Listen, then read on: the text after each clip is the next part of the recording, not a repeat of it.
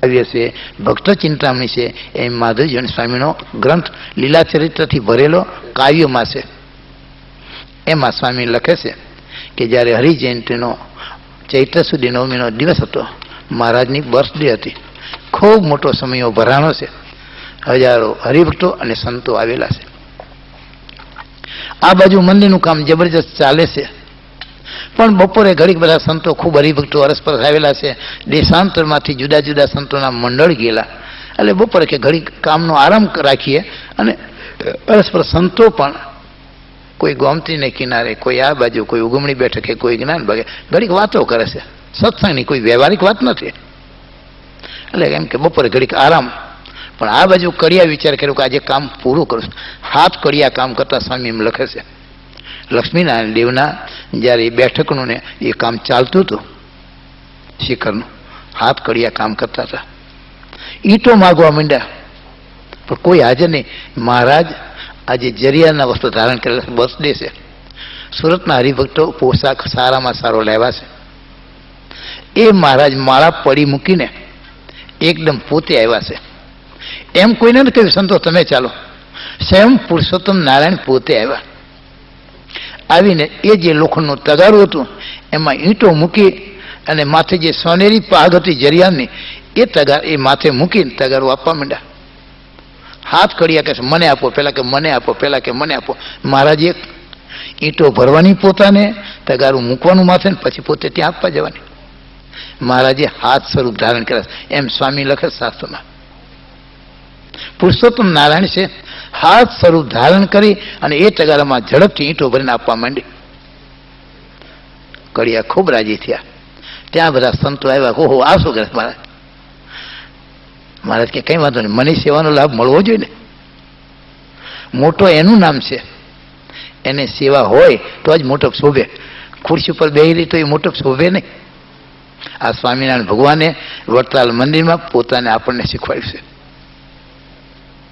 અને ગઢપુર મંદિર કર્યું ત્યારે પણ મહારાજે ઉન્મત ગંગામાં સ્નાન કરવા ગયેલા સંતોને કહ્યું છે કે આપણે કંઈક પથ્થર મૂચકો પાયામાં મૂકવાના છે, ગોપીનાથજી મહારાજના પાયામાં. અને આ પાયામાં એક કાંકરી નાખશે, એને પણ મોક્ષ આપી અક્ષરધામમાં લઈ જવો છે. આ પુરુષોત્તમ નારાયણની અપાર દયા. એટલે રોજ આપણે ચેષ્ટા બોલી છીએ, અતિ દયાળુ સ્વભાવ છે જેનો, એવા ભગવાન શ્રી હરિ એક પથ્થરના કાંકરીમાં કલ્યાણ કર્યું, ઓલી બીબડીનું એક દાંતણમાં કલ્યાણ કર્યું. વિચાર કરો સ્વામિનારાયણ કેવા છે, જે મોક્ષને માટે હજારો વર્ષ રાફડા થઈ ગયા હતા, છતાં જે પ્રાપ્તિ નથી, આજે સહેજે પ્રાપ્ત થઈ. વિચાર કરો, આજે પુરુષોત્તમ નારાયણ લહેરી લહેરમાં આવી ગયા છે, કૃપા સાધ્ય બની ગયા છે. કોઈ મોટો માણસ નગર શેઠ હોય, સદાવ્રત આપે, ભગવાને ખૂબ પૈસો આપ્યો છે તો હાટા જલેબીના સદાવ્રત જે કોઈ આવે, એમાં કોઈ એમ નહીં કે બ્રાહ્મણને આપવાનું છે, કોઈ પણ ગરીબ ગરબા જે કોઈ આવે, એમ પુરુષોત્તમ નારાયણે અક્ષરધામના સદાવ્રતો ખોલી નાખ્યા છે. જે કોઈ આવે એને આજે મોક્ષ આપો છે, સસ્તો કરી નાખ્યો મોક્ષ. જે સતયુગમાં, ત્રેતાયુગમાં, દ્વાપરમાં ઘણો જે મોંઘો હતો, એ કળિયુગમાં સ્વામિનારાયણ ભગવાને ભાજીને હટે એમ સસ્તો મોક્ષ કરી નાખ્યો. પણ કોઈ લેવા આવનાર જોઈએ. અહીંયા આ પુરુષોત્તમ નારાયણ પ્રત્યક્ષ બેઠા છે અને એ ઊભા છે, આપણે બેઠા છીએ. એક 5 કલાક અડધો કલાક આથી બોલીને આપણે પ્રાર્થના કરી, પછી થાકી ગયા, નીચે બેઠા. પણ એ પુરુષોત્તમ નારાયણ જ્યારથી પ્રગટ થયા છે ત્યારથી આજે ઊભા છે. કોઈ પણ હરિભક્તો આવો અને આ માફ કરો, અભયદાન આપો છો, કોઈ જાતની ચિંતા કરશો નહીં, બેઠો છો. સિદ્ધને રહીએ કંગાલ રે સંતો, સિદ્ધને રહીએ કંગાલ, મળો માં મોટો માલ રે સંતો, સિદ્ધને રહીએ કંગાલ. નિષ્કુળાનંદ સ્વામી કહે છે, આવો મોટો માલ ભગવાન સ્વામિનારાયણ પુરુષોત્તમ મળ્યા છે. ચિંતામણી જે માણસના આત્માને જે ચિંતવે મળે, એમ મહારાજની મૂર્તિ જેને સિદ્ધ કરી છે, એ જે સંકલ્પ કરે એ સ્વામિનારાયણ ભગવાન આજે પૂરો કરવા બંધાયેલા છે. આ મોટા સંતો કહે છે આટલું જ કરવાનું છે, કંઈ પૈસો આપવાનો નથી, કોઈ તપ નથી કરવાનું, કાંઈ નહીં. જે કંઈ સ્વાભાવિક રીતે તમે શિક્ષાપતિના નિયમ પ્રમાણે વર્તો, પણ એક મૂર્તિ સિદ્ધ કરી લો. એનું જ નામ મધના આત્મામાં અંતરદ્રષ્ટિ કહી. બહારથી ભગવાનની મૂર્તિ નિરખવી, એ જ મૂર્તિ અંતરમાં ઉતારી અને અંદર નિરખવી, એનું નામ અંતરદ્રષ્ટિ છે. એ અંતરદ્રષ્ટિ કરી મહારાજની મૂર્તિ સિદ્ધ કરી લો. ત્યારે આવા પરમાત્મા અતિ દયાળુ મળ્યા છે. ઉકા ખાચરની ખૂબ પ્રશંસા કરી છે. વર્ષોથી જ્યારથી ઉકા ખાચર સત્સંગમાં આવ્યા છે ત્યારથી સવારના 4 વાગ્યાથી 11 વાગ્યા સુધી સેવા કરે છે. શાસ્ત્રમાં એમ લખ્યું 1000 યજ્ઞ કરો, લાખો રૂપિયાનો ખર્ચ કરો, એ જગતને દેખાય છે, એનો ઉદ્ઘોષ દેખાય છે કે ફલાણા ભાઈ યજ્ઞ કર્યો, પણ એ 1000 યજ્ઞ બરાબર એક મંદિર વાળું એ છે. એક લક્ષ્મીનારાયણ દેવનું, ગોપીનાથજી મહારાજનું, સ્વામિનારાયણનું ભગવાનનું મંદિર એ વાળીને સાફ કરે, એના વાસણ ઉટકે, આ સેવા કરે, આ પણ મંદિર છે. એટલું એનું ફળ બતાવ્યું છે. તો એ સેવા કરવી એ ઘણી કઠણ છે. બહેનો અહીંયા આવે, ભલે 5-6 હજાર રૂપિયાની હાડી પહેરી હોય કે જે કંઈ દર દાગીના હીરા મોતીના પહેર્યા હોય, પણ આ પુરુષોત્તમ નારાયણની સેવા, આ મંદિરની સેવા, મંદિરમાં આવેલા સંતો હરિભક્તોની સેવા. શનિવારે આપણે સત્સંગ કરી બીજે શનિવારે એમાં 200-500 હરિભક્તો આવશે. એ જે વાસણ ઉટકવાની સેવા, એ લેવાની જે સેવા, એ મળવી ઘણી કઠણ છે. કૃષ્ણ ભગવાને રાજસૂય યજ્ઞ વખતે એ જ સેવા માગી લીધી, પતરાળા ઊંચકવાની. આ સેવા મળે ક્યાંથી? એમાં પુરુષોત્તમ નારાયણ ભગવાન સ્વામિનારાયણ ખૂબ રાજીપો છે. સેવા કરો જે વડે કરીને તમારા અપાર ગુણ આવશે, અને એ સેવાથી દિવસે દિવસે નિર્માનીપણું આવશે. અને નિર્માનીપણું જેમ જેમ આવશે શ્રીજી મહારાજ અતિ રાજી થઈ છે. શ્રીજી મહારાજ રાજી થઈ છે, આવા બ્રહ્મનિષ્ઠ સંતો એ ખૂબ રાજી થઈ છે કે આટલી બધી મિલકત હોવા છતાં, આવા દેશમાં રહેવા છતાં કોઈ જાતનું લેસ અભિમાન નથી, માન નથી, નીચા વાળીને સેવા. તો સ્વામિનારાયણ સંપ્રદાયમાં મોટામાં મોટી જો વાત હોય સેવા, બીજા કોઈ સંપ્રદાયમાં આ નથી, આ સંપ્રદાયમાં એ છે. માટે મોટા મોટા ભક્તો આજે જ્યારે સમયાના પ્રસંગ આવે, બીજું કંઈ હોય, સેવામાં હજારો હરિભક્તો જોડાય છે. તો આજે કૃપાશંકરભાઈ સેવા વડે કરીને ધીમે ધીમે આગળ વધતા જાય છે. મોટા મોટા સંતો ખૂબ રાજી થાય છે કે આ છોકરો દરરોજ આવે, આપણે એને કંઈ કહેતા નથી છતાં ફળ ફૂલ આપી જાય, મૂકી જાય, સેવા કરે છે. ગુરુ પત્ની પણ રાજી થયા. કેવો છે જુઓ તો ખરો કૃપાશંકર. આપણો દીકરો હોય તો આટલી બધી સેવા ન કરે. સવારમાં ઉઠે, વંદન કરે, બધું કામકાજ કરે, પાણી ભરે, દિવસે ભણે, સાંજે આવે પછી પાણી ભરી આવે, વળી રાત્રે હોય પગદા બે પથારી કરી દે, સવારમાં પથારી ઉપાડી લે. એની તો નહીં, પણ ઘરની બધાની બધું આપણે કંઈ નહીં કામ કરવાનું. હું રસોઈ કરતી હોય ત્યાં આવીને પાછું સેવા કરે, કંઈક નહીં કંઈક બા શું જરૂર છે. ગુરુ પત્ની માએ કહ્યું હતું કે તારી જેમ હું તારી માતા છું એમ એ તારી માતા છે. એ માતાનો ભાવ રાખજે. એટલે જેમ પોતાની બાને બા કહેતો હતો. આપણો એક આર્ય સંસ્કૃતિ હતી કે માને શું કહેવાય તો બા કહેવાય, અને બા તમે બોલો આખું મોઢું ભરી જાય. પણ ધીમે ધીમે ધીમે બાનું પછી મમ્મી થયો, ધીમે ધીમે ઘસારો પડતો ગયો. હવે ઓલી બા એક શબ્દ તમારું કામ પતી જતું, આ મમ્મીમાં 2.5 અક્ષર બોલવા પડે, અને જેટલું વધુ બોલો એટલો શરીરને વધુ ઘસારો પડે. અને ડૉક્ટરો એમ કહે છે તમે વધુ બોલશો તો તમને એટકનો હુમલો થશે, એટલે બોલવું ઓછું પડે. પણ છતાં પરમાત્માએ આપણને એવું કહ્યું બા, પણ એ બંધ થઈ ગયું. પછી કાઠિયાવાડમાં બાપા કહેતા હતા, વળી સુધેલો શબ્દ ગુજરાતમાં નીકળ્યો બાપુજી. પણ એ ધીમે ધીમે ધીમે પછી ખબર ક્યાંથી આવ્યું, પપ્પા. હવે પાછું નવીન કંઈક સાંભળ્યું છે, ડેડ કહે છે. હવે ઇંગ્લિશમાં ડેડનું જે થતું એ ભગવાન જાણે. હું તો ભણ્યો નથી એટલે મને ખબર નથી, પણ હવે ક્યાંથી આપણી જે સંસ્કૃતિ છે એને આપણે ભૂલતા જઈશું. આપણે ઋષિમુનિઓના બાળક છીએ. જે દેશમાં પરમાત્માના અવતારો કાયમ એક પછી એક થયા કરે છે, જ્યાં ગંગા જમના વહેરિયા છે, અનેક ભગવત ભક્તો જ્યાં બિરાજે છે, એ દેશના આપણે છીએ. એટલે ક્યારેય ભૂલવું નહીં. માટે આપણો સંગ સામાન્ય લાગે એમ કહો. અહીંના યુરોપિયન, અહીંના અમેરિકનો એ એની મધરને બા કે. વિવેકાનંદજી જ્યારે અહીં આવ્યા, મોટી સભા થઈ હતી ન્યુયોર્કમાં, તો જેટલા માણસો અહીં પ્રવચન કરે એમ બોલે ladies and gentleman, ladies and gentleman. પણ આ જ્યારે ઊભા થયા છે, 2 મિનિટનો ફક્ત ટાઈમ હતો. અહીંયા ટાઈમ કોણ છે? પણ એ પોતે પરમાત્માને સ્મરણ કરી ગુરુનો આશીર્વાદ લઈને આવ્યા હતા અને બોલ્યા my brother and my sister. ત્યાં તો તાળીઓનો ગડગડાટ થયો. આવું બોલનાર આ જિંદગીમાં પહેલો અમેરિકામાં માણસ આવ્યો છે.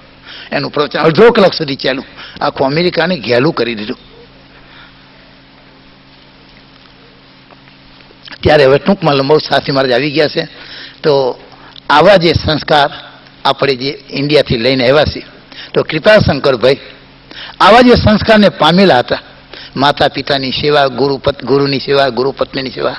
જે ગંગાના કિનારે ગુરુ મહાત્માઓ બેઠા છે, સંતો જે બેઠા છે, વર્ષોની જેની સાધના છે, એની સેવા કરે, એની પક્ષંપી કરે.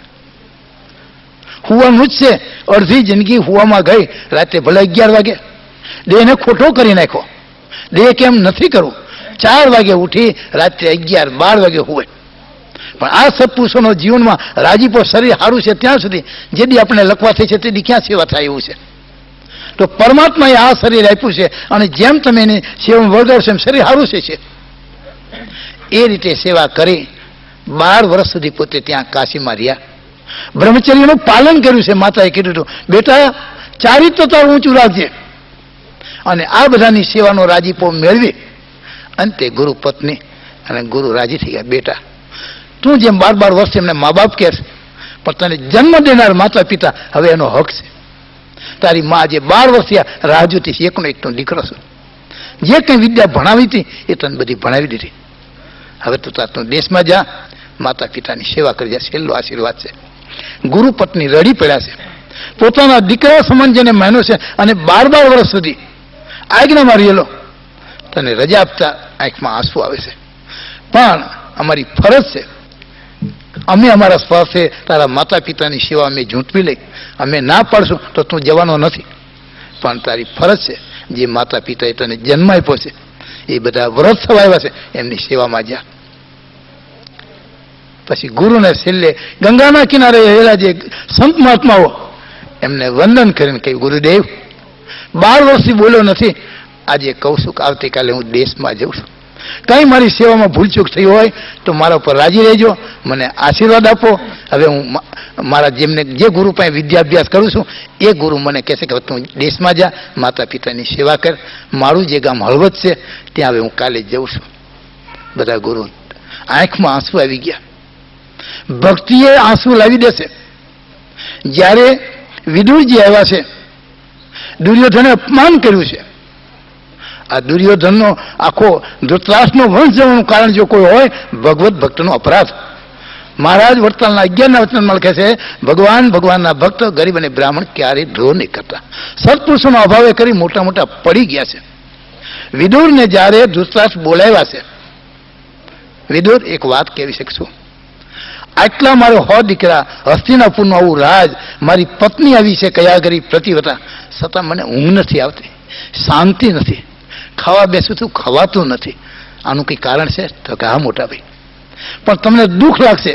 તો કે નહીં લાગે. તું કે આનું કારણ એ છે, ભગવત ભક્ત એવા જે પાંડવો નિરપરાધી જેનો હક છે આ રાજ ઉપર, એને તમારા દીકરાએ લાખાગ્રહમાં બાળવા તૈયાર કર્યા, જંગલમાં મોકલી દીધા, દ્રૌપદીની લાજ લેવા તૈયાર થયા. એક અક્ષર બોલ્યા છો?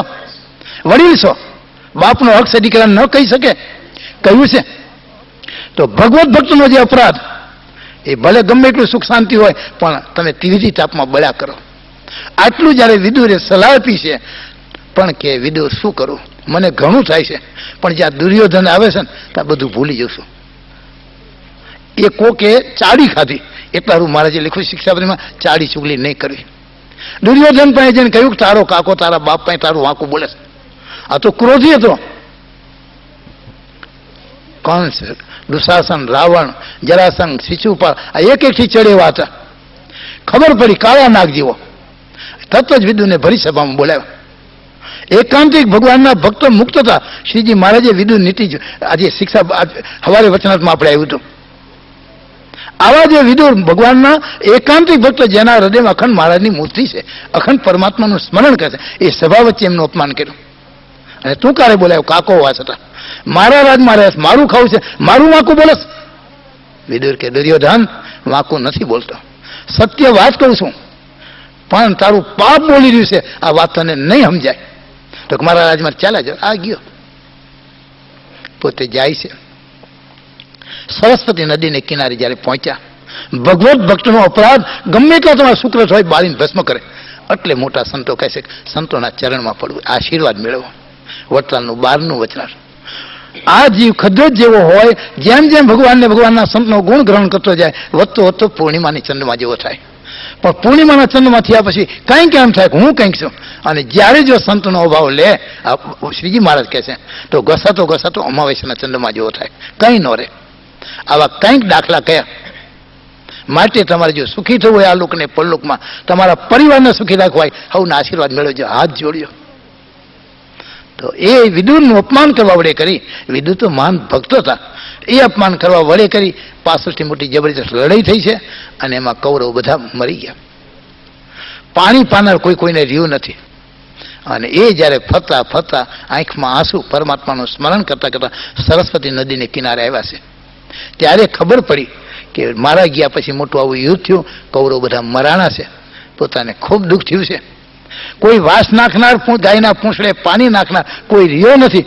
આ એનું નામ વિદુર છે. સરસ્વતી નદીને કિનારે એનું હરાયું છે વિદુરે. અને ત્યાંથી પછી ચાલ્યા છે, વિશ્રામ ઘાટ પહોંચ્યા છે મથુરા. યમુના મહારાણીના કિનારે સ્નાન કરે છે, પરમાત્માના દર્શન કરું. અને દ્વારકા જેવું એક ઈચ્છા છે, પરમાત્માના દર્શન થાય. એમાં ઉદ્ધવજી ભેગા થયા છે. બંને મહાત્મા રડી પડ્યા છે, આંખમાં આંસુ આવી ગયા. ઘણા વર્ષે મિલન થયું. વિદુર એમ કહે છે, ગુરુદેવ મારી ઈચ્છા છે કે હવે દ્વારકામાં જઈ પ્રભુના દર્શન કરી જીવન પૂરું કરું. ઉદ્ધવજી રડી પડ્યા છે. વિદુર, જેના તું દર્શન કરવાની ઈચ્છા કહેશ એ પરમાત્મા સ્વધામ પામ્યા છે. મને જે જ્ઞાન હતું એ આપ્યું અને એમને આ પાદુકાઓ આપી. મને કે તું જ્યાં બદ્રિકાશ્રમમાં આ પાદુકા લઈને હું જઉં છું. જ્યારે ગુરુ રડી પડ્યા, વિદુર ખૂબ રડ્યા છે. બંને જણા આખી રાત રુદન કરશે. શું મારા એવા ભાગ નહીં, છેલ્લે ટાઈમે મને પરમાત્માના દર્શન ન થયા. ખૂબ રડી પડ્યા છે. અંતે ઉદ્ધવજી કહે છે, વિદુર તમે બહુ ભાગશાળી છો. શું ભાગશાળી? પરમાત્માના દર્શન ન થયા ને ભાગશાળી? તો કે છેલ્લે જ્યારે હું મળીને આવ્યો, પરમાત્માની આંખમાં આંસુ હતા, બધા મને ભેગા થયા, મારો વિદુર ભેગો ન થયો. તમારી ભક્તિએ પરમાત્માને રડાવ્યા છે. બ્રહ્માંડ સ્વામી જુનાગઢથી જ્યારે આવ્યા, ગોપાળાન સ્વામીને કહ્યું, સ્વામી એક વખત તો મારાના દર્શન કરવા દેવાતા, છેલ્લો ચાન્સ મને ન આપ્યો, તમે આટલો બધો અગ્નિ સંસ્કાર વહેલો કરી નાખ્યો. શું એટલા મારા ભાગ નહીં? મારી એટલી ભક્તિ નહીં? છેલ્લા એક પરમાત્માના દર્શન કરવા થોડાક તમે રાખ્યા હોત, એક દિવસ મોડો અગ્નિ સંસ્કાર કર્યો હતો. સ્વામી ખૂબ રડી પડ્યા છે, ખૂબ રડ્યા છે. ગોપાળાન સ્વામીએ કાંડું પકડ્યું છે. જે કંઈ કહેવું એ મુકતા ચાલો ગોપીનાથજી મહારાજ પાસે. છેલ્લે કહે છે, બહુ પોતાના મનમાં ખૂબ પસ્તાવો કરે છે સ્વામીને. ખૂબ કહે છે કે સ્વામી મારા જેવો કમભાગી કોણ, છેલ્લા ટાઈમે પરમાત્માના દર્શન. હજારો સંતો હરિભક્તો થયા, મને નહીં. ત્યારે સ્વામી પગથિયા, ગોપીનાથજી મહારાજના પગથિયા ચડતા ચડતા કહે છે, તમે મહાન ભાગશાળી. જેઠ સુધી નોમને દિવસે રાત્રે જ્યારે અક્ષરડીમાં હું બેઠો હતો અને બે દેશના આચાર્યના કાંડા મને હોપ્યા.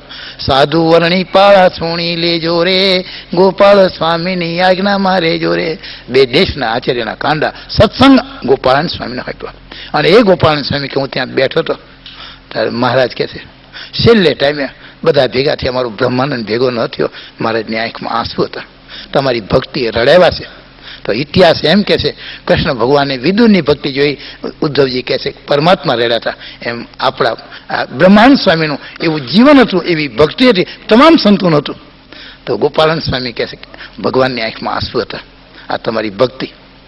એમ આજે જ્યારે કૃપાશંકર નીકળ્યા છે, સદગુરુ જે મોટા મોટા સમર્થ ગંગાના કિનારે સાધનાઓ કરી રહ્યા, એમની આંખમાં આંસુ આવ્યા. જા તો ક્યાં જાઓ, ખૂબ આશીર્વાદ છે બેટા, જા માતા પિતાની સેવા કરજે, ભગવાનનું ભજન કરજે, વ્યસનથી પર રહેજે, વડીલોને માન આપજે. ખૂબ રાજીશ, જા.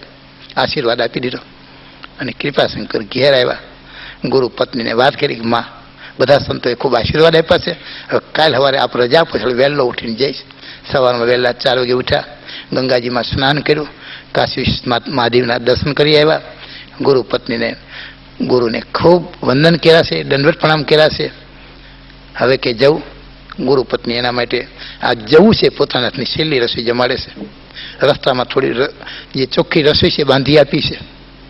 રડતી આંખે રજા આપી છે. ભાગોળ સુધી મુકાવાઈ ગયા છે. જ્યાં સુધી કૃપાશંકર દેખાતો બંધ થયો ત્યાં સુધી ગુરુ પત્ની આંખમાં આંસુ પાડી અને જોયા કરે છે. આનું કોઈ કારણ હોય તો સેવા. જીવનમાં એવું જીવન કરો, સેવા. નિર્માનીપણે ગુણ ક્યાં આવશે? વરસાદનું પાણી ભરાય, ડુંગરા ઉપર પાણી નહીં ભરાય, પણ તળાવડું ખાડો હોય છે એમાં પાણી ભરી રહેશે. એ મોટા સંતો આપણને એ કહે છે નિર્માનીપણે ભક્તિ કરો, માન નહીં. માનતો કુંભકર્ણ ને દુશાસન ને રાવણ જો આપણે શું? તુલસી જાકે મુખન છે ભૂલે નિક્ષે રામ તાકે પક્કી પેન્યા મેરકે તન કીચા. આ કળિયુગમાં આ દેશમાં ભગવાન સ્વામિનારાયણ સંત મળે ક્યાંથી? સત્સંગી મળે ક્યાંથી? આવો જ્યારે મહિમા હોય ત્યારે ખબર પડે કે ઓહો આવા સંતો આપણે આંગણે છે. આ દેશમાં બને કેમ? મહિમા વિનાની ભક્તિ લુખી ગઈ છે. લોહિયાના ત્રીજામાં લખ્યું માતમ જ્ઞાની સહિત નીચે હોય તો ભગવાનને ભગવાનના સંતને અર્થે શું ન થાય. માટે મહિમા સહિત ભક્તિ કરી તો જ આનો આનંદ આવશે અને એ આનંદનો પછી કેપ જુદો રહેશે. અમારે પૂનમના સમય હોય ને કાર્તિકી પૂનમના ત્યારે ખાન દેશમાંથી હરિભક્તો ખૂબ આવે છે અને એ પછી રાત્રે શયનાતી બધી થઈ જાય પછી આગલા ચોકમાં બહેનો કીર્તન ગાય રાત્રે અને અમે હવેલીમાં ત્રીજે માળ બેઠા હોય તેથી તમારા દાદા હીરાબેન બધા માળા ફેરવતા હોય ત્યારે દીકરીઓ ગાય. એક બે લીટી યાદ છે. જેવો વડતાલમાં ટાવર એવો સ્વામિનારાયણનો પાવર, પાવર રાખવો પડશે, સત્સંગ કરવો પડશે. જેવી ગઢપુરના લીમડાની સાયા એવી ગોપીનાથજી મહારાજની માયા, માયા રાખવી પડશે, સત્સંગ કરવો પડશે. જેવી વડતાલમાં ગોમતી એવી હરિકૃષ્ણ મહારાજની મૂર્તિ, મૂર્તિ ધારવી પડશે, સત્સંગ કરવો પડશે. રાતના 12-1 વાગ્યા સુધી બહેનો એવા સરસ કીર્તન ગાય, આપણને આમ શાંતિ થઈ જાય. એટલે આ સત્સંગનો મહિમા છે. હવે કૃપાશંકર શાસ્ત્રીનું બાકી રહી ગયું. સ્વામિનારાયણ ભગવાનના પરમ લાડીલા, પરમ વંદનીય, પરમ બ્રહ્મનિષ્ઠ પૂજ્યવાલા સંતો અને વાલા હરિભક્તો, સ્વામિનારાયણ ભગવાનની કૃપાથી ખૂબ પરમાત્માની દયા સત્સંગનો યોગ મળ્યો. જીવનમાં બધું મળે એમ છે, પરમાત્મા મળવા અને સંત પુરુષો મળવા એ ઘણું કઠણ છે. શ્રીજી મહારાજ એમ લખે છે, જે જે કોઈ સુખી દેખાય છે આ જગતમાં, જે જે સુખી દેખાય છે એના મૂળમાં જુઓ તો ભગવાન ને ભગવાનના સંત પુરુષો, એવા સમર્થ સત્પુરુષો જેનો આશીર્વાદ જે વડે કરીને સુખી છે. અને જે કોઈ દુઃખી છે એનું જો કોઈ કારણ હોય અપરાધ, તો મહારાજ અહીં એ કહે છે કે જીવનમાં નાના મોટા દરેક સંતો હરિભક્તોના વડીલોના આશીર્વાદ મેળવવા, જે વડે કરીને સુખી થવાય. એમ આજે કૃપાશંકરભાઈ જેઓ કાશીએ ભણવા આવેલા છે, હળવદથી કાશી ભણવા આવેલા છે, માતા પિતાએ જે ઉમદા સંસ્કાર આપ્યા હતા કે બેટા સેવા કરજે, મહાન સત્પુરુષો કાશીમાં બિરાજે છે, એમનો આશીર્વાદ મેળવજે. જ્યાં ગંગાજી વહી રહ્યા છે તેમાં સ્નાન કરજે, 33 કરોડ દેવતાનો જ્યાં વાસ છે. આવો જે ગંગાનો કિનારો કાશી વિશ્વનાથ મહાદેવ પ્રત્યક્ષ બિરાજે છે, આજે કાશીની રક્ષા કરી રહ્યા છે. જ્યાં ઘોઘાટ ઉપર સ્વામિનારાયણ ભગવાનનું મંદિર છે, લક્ષ્મીનારાયણ દેવ હરિકૃષ્ણ મહારાજ બિરાજે છે. આવું સુંદર જે કાશી, અહીંયા તું ભણવા જાય પણ ચારિત્ર તારું ઊંચું રાખજે, વ્યસનથી મુક્ત રહેજે. આચાર્યો જે તારા જેના પાસે ભણવા મોકલી છે ગુરુને વિશે પૂજ્ય ભાવ, પિતા તુલ્ય ભાવ રાખજે. ગુરુ પત્ની છે માતાનો ભાવ રાખજે, ખૂબ સેવા કરજે. તો એ રીતે કૃપાશંકરભાઈ જે માતા પિતાનો ઉમદા સંસ્કાર હતા એ પ્રમાણે આજે કાશીમાં 12 વર્ષ રહી ખૂબ સેવા કરી છે. મોટા મોટા સંત પુરુષોની સેવા કરી, ગુરુની સેવા કરી, માતા તુલ્ય ગુરુ પત્નીની સેવા કરી, બહુ રાજીપો મેળવ્યો છે. આશીર્વાદ કે રાજીપો માગે ન મળે. સહેજે એવા ગુણ હોય તો સહેજે હૃદયમાં અંતરમાંથી આશીર્વાદ નીકળે. મહારાજ ખૂબ રાજી થાય, કહેવાની જરૂર ન પડે. આ વસ્તુ એવી ગુપ્ત છે, સહેજે રાજીપો મળે. પણ એ મળે ક્યારે? તો નિર્માનીપણાનું અંગ હોય. અને પોતાનો જે મહારાજે બ્રહ્માંડ સ્વામી લખ્યું, મન ગમતું સર્વે મેલીને એક તમને રીઝાવા રે, બ્રહ્માનંદ કહે મન કર્મ વચને ગુણલા તમારા ગાવા રે. આપણો મનનો જે કંઈ ઠરાવ કર્યો એ પડ્યો મૂકવો. શાંતિ એમાં જ છે. ઠરાવવાળાને બહુ દુઃખ છે. મનનો ઠરાવ પડ્યો મૂકે એનું નામ શાસ્ત્રકારો કહે મુક્ત છે. અને સત્પુરુષો નાના હોય મોટા હોય જે કોઈ હોય કેમ રાજી થાય? એ જે કંઈ કહે છે એના ઉપર કંઈક વિચાર કરો કે આ જે કંઈ કહે છે મારા ભલા માટે છે. કેમ? ક્યારેય ક્રોધ નહીં કરવો, ક્યારેય અભિમાન નહીં કરવું, માનરૂપી જે દોષ છે એનો ત્યાગ કરવો. નિર્માનીપણાનું અંગ છે, અનેક ગુણ આવીને એમાં વાસ કરશે. ચોમાસામાં જ્યારે પાણી પડે છે ને, ટેકરા ઉપરથી પાણી બધું નીકળી જાય, કલાક પછી જો કંઈ ન હોય, ટીપું ન હોય, પણ નીચે જે ખાડો હોય એમાં પાણી ભરી જાય તો એ તળાવડી થઈ જાય. 4 મહિના સુધી પાણી ભરી રહે અને ગામના જે ગાયો છે, ભેંસો છે, ઘેટા છે, બકરા પાણી પીવા આવે. માટે જે નિર્માનીપણાના જે ગુણ છે જેમાં અનેક પ્રકારના સદગુણો આવે છે ને મોટા પુરુષો રાજી થાય છે. તો એ કૃપાશંકરભાઈમાં આવા ખૂબ નિર્માનીપણાના ગુણ હતા. એ માતા પિતાએ મૂળમાંથી આપેલા હતા. તો એ કૃપાશંકરભાઈ 12 વર્ષ કાશીનો પોતાનો જે વિદ્યા ભણવાનો હતો ટાઈમ એ બધો પૂરો કરી લીધો. ગુરુનો બધાનો રાજીપો મેળવો. છેલ્લે સવારે નીકળવું છે, કાશી વિશ્વનાથ મહાદેવના દર્શન કરી ગુરુ પિતા તુલ્ય ગુરુ અને માતા તુલ્ય ગુરુ પત્નીને વંદન કર્યા, દંડવત કર્યા, પગે લાગીને હવે નીકળે છે. ગુરુ પત્ની પોતાની માતા તુલ્ય જે છે એ ખૂબ આંખમાં આંસુ આવી ગયા છે. આજે કૃપાશંકરને વિદાય આપવાની છે, પણ એમના બાપનો એકનો એક દીકરો છે, એને મોકલવા જ પડે. રડતી આંખે ગુરુ પત્નીએ આશીર્વાદ આપીને કૃપાશંકરને કહ્યું, હવે તમે ઘેર જાઓ, માતા પિતાની સેવા કરજો, જે કંઈ તમારે વિદ્યા ભણવી હતી એ તમામ ભણાવી તમને શાસ્ત્રીની ડિગ્રી અપાવી છે. તમે ખૂબ વિદ્વાન છો, પણ વિદ્વાન શોભે ક્યારે? નિર્માનીપણાનું અંગ હોય, ભગવાનની ભક્તિ હોય. સત્સંગ ભક્તિ અને સત્સંગના ગમે એવો વિદ્વાન હોય તો પણ અધોગતિને પામે છે. માટે પરમાત્માની ભક્તિ ખૂબ કરજો, સત્સંગ કરજો અને કરાવજો. એવો એક દિવસ પણ સત્સંગ કરાવીને જવા દેશો નહીં.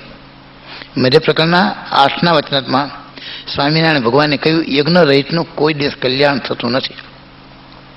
તો યજ્ઞ ઘણા પ્રકારના થાય છે. હરિયાગ થાય છે, વિષ્ણુ યાગ થાય છે, પૈસા ખર્ચીને થાય, ઉદ્ઘોષ થાય, ઘણા માણસો આવે, જોવે, દર્શન કરે, રાજી થાય. એનું નામ પણ એક યજ્ઞ છે. પણ એની અંદર કંઈક પોતાને એમ આવે કે જોયું કે મેં કેવો મોટો યજ્ઞ કર્યો. તો એ મોટું એની પાછળ એક કારણ છે કે જો અહંભાવ આવી જાય તો કરેલું નિષ્ફળ જાય. એના કરતાં વિશેષ બીજા પણ મોટા યજ્ઞ છે. એક જપ યજ્ઞ. એકાંતમાં બેસીને 1 અથવા 2, 5, 10 માણસો ભેગા મળીને આપણા ઈષ્ટદેવ એવા જે ભગવાન સ્વામિનારાયણ એ મહામંત્રનો નામનો જપ કરવો. સ્વામિનારાયણ સ્વામિનારાયણ સ્વામિનારાયણ સ્વામિનારાયણ. આ પણ એક મોટો જપ યજ્ઞ છે. ખૂબ શાંતિ થાય છે. તો આનું નામ જપ યજ્ઞ કહેવાય. અને બીજો જ્ઞાન યજ્ઞ. ભેગા મળીને કથા વાર્તા કરી, પરમાત્માની જે પરાવાણી રૂપી જેમ વચનાવત એ વાંચીએ. ભક્ત ચિંતામણી સત્સંગી જીવન છે, એ જ્ઞાન યજ્ઞ છે. તો મહારાજ કહે છે મધ્ય પ્રકરણના 8ના વચનામાં કે યજ્ઞ રહિતનું કલ્યાણ થતું નથી. માટે આવા યજ્ઞ આપણે કાયમ કરવા. અને હરિભક્ત માત્રને, સત્સંગી માત્રને આવા જ્ઞાન યજ્ઞ થાય છે. કારણ કે રોજ કથા વાર્તા વંચાતી જ હોય. ઘરે વાંચીએ, મંદિરમાં ત્યાં પણ કથા વાર્તાનો લાભ મળે. અને જપ યજ્ઞ ભગવાનના નામના ધૂન તો થતી જ હોય. તો આ બધા યજ્ઞનો આપણને ખૂબ લાભ મળે છે. તો ગુરુદેવ કહે છે કૃપાશંકર, સત્સંગને ભક્તિ વિના તું રહીશ નહીં, જે વડે કરી પરમાત્મા રાજી થશે. આવા ખૂબ આશીર્વાદ મેળવી ફરી ગુરુને વંદન કરી અને હવે પોતાના જન્મભૂમિ તરફ કાશીથી સૌરાષ્ટ્ર બાજુ જાય છે. ગુરુ પત્નીની આંખમાં આંસુ છે. જ્યાં સુધી કૃપાશંકર જતા જોયા છે ત્યાં સુધી એકીટસે જોઈ રહ્યા છે, આંખમાં આંસુ ચાલ્યા જાય છે. પરમાત્માએ કેવો ગુણિયલ દીકરો આપ્યો, 12 વર્ષ સુધી એનો લાભ લીધો. આવો દીકરો હોય કેટલા આપણે ભાગ્યશાળી ગણી. ભગવાનની ઈચ્છા 12 વર્ષ સુધી આપણને લાભ મળ્યો છે. ખૂબ આશીર્વાદ આપ્યા. ભગવાન એનું ખૂબ ભલું કરજો. અંતઃકરણથી આશીર્વાદ આપ્યા છે. કૃપાશંકર ધીમે ધીમે ધીમે ચાલ્યા જાય છે, પ્રભુનું સ્મરણ કરતા જાય છે. એવામાં આગળ જતા બે માણસો ભેગા થયા. કૃપાશંકર ભાઈને પૂછે છે, તમે કોણ છો? કૃપાશંકર કે, ભાઈ કે હું ભૂદેવ છું, બ્રાહ્મણ છું. કાશીએ વિદ્યા ભણવા માટે આવ્યો હતો. 12 વર્ષ વિદ્યા અભ્યાસ પૂરો કરી હવે મારું જે જન્મભૂમિનું ગામ એવું જે હળવદ ત્યાં હું જઉં છું. મારું નામ કૃપાશંકર છે. શાસ્ત્રીની ડિગ્રી મેં પાસ કરી. મારા ગુરુદેવે ખૂબ આશીર્વાદ આપી, ભણાવી અને મને શાસ્ત્રી બનાવ્યો છે. આ બધી વાત કૃપાશંકરે કરી. કૃપાશંકરભાઈ પૂછે છે કે તમે કોણ છો? એ બે જણ કે અમે અમારી ઓળખાણ નહીં આપી. તો કેમ?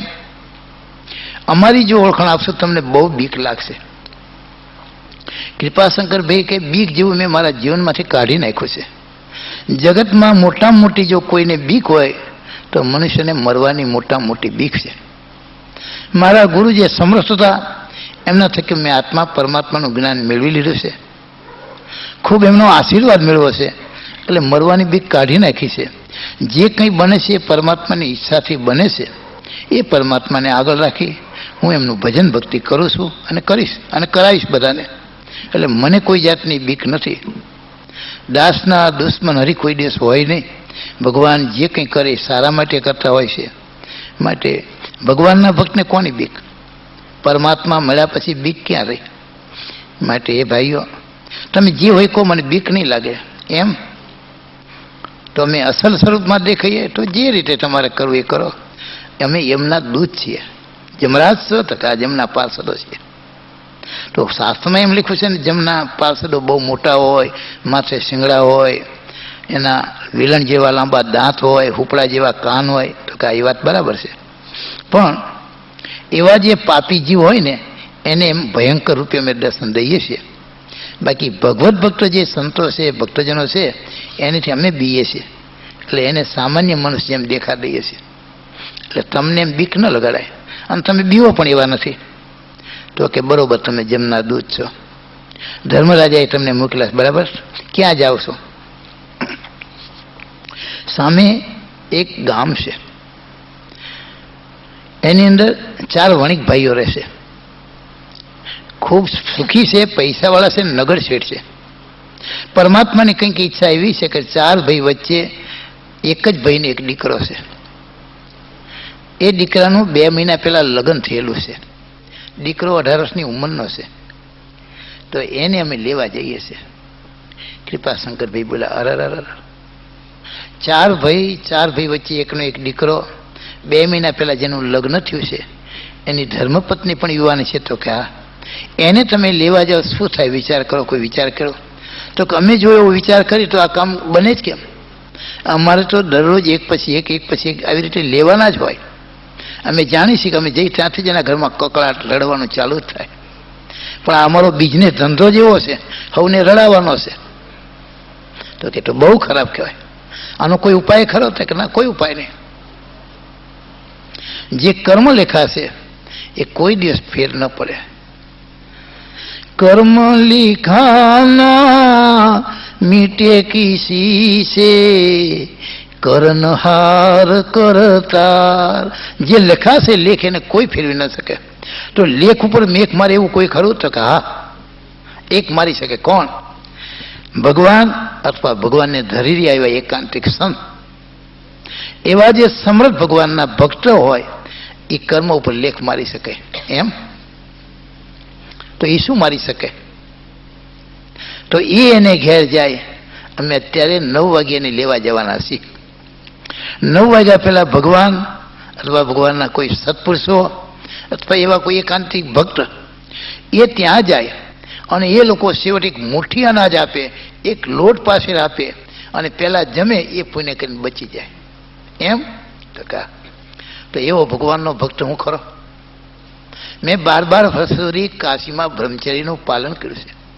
એવો એક દિવસ નથી ગયો પરમાત્માના મેં દર્શન ન કર્યા હોય, પરમાત્માનો જપ ન કર્યો હોય, જ્ઞાન યજ્ઞ ન કર્યો હોય. મોટા સંત પુરુષો જે ગંગાના કિનારે રહેશે એમની મેં રાત્રિ દિવસ ખૂબ સેવા કરી છે, પગચંપી કરી છે.